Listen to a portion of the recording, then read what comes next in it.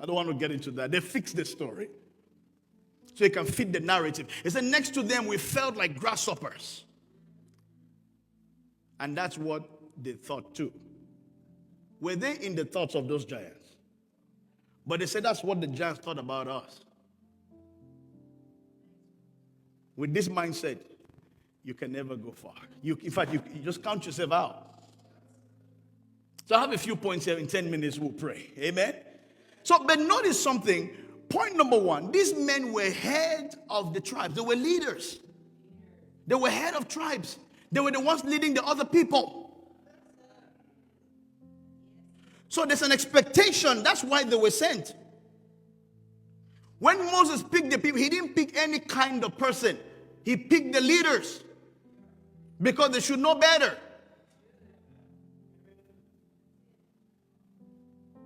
But what a disappointment. So if the best of the people could feel like that, the rest have no chance.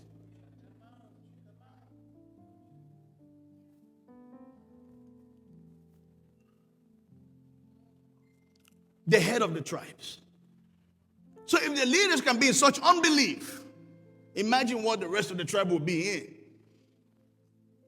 They were supposedly leaders of faith. Thank God for Caleb and Joshua.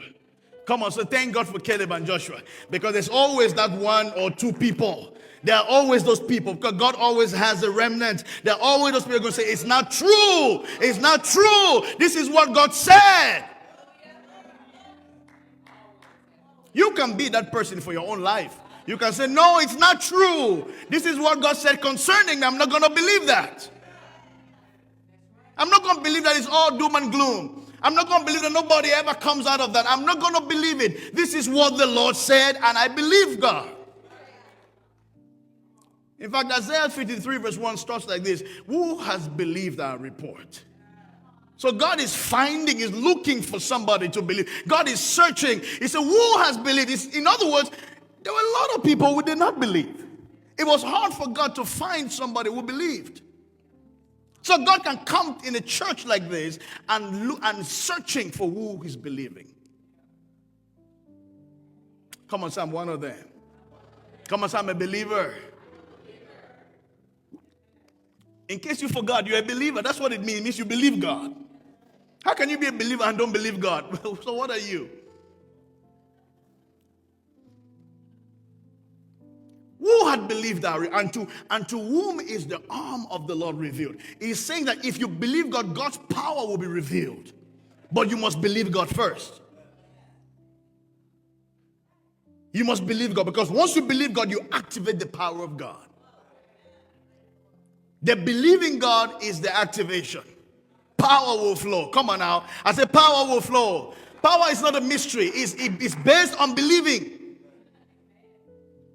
I told the disciples came to Jesus and said, Lord, what can we do that we may walk the works of him, of God? He said, this is the work of God, that you believe, that you believe. The work of God is that you believe. If you believe, you will see what God said come to pass.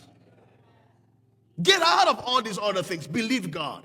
Because all this, I'll teach something about the killers of faith. All this other information, they kill faith. You're giving yourself to too many things. You're going to choke up faith.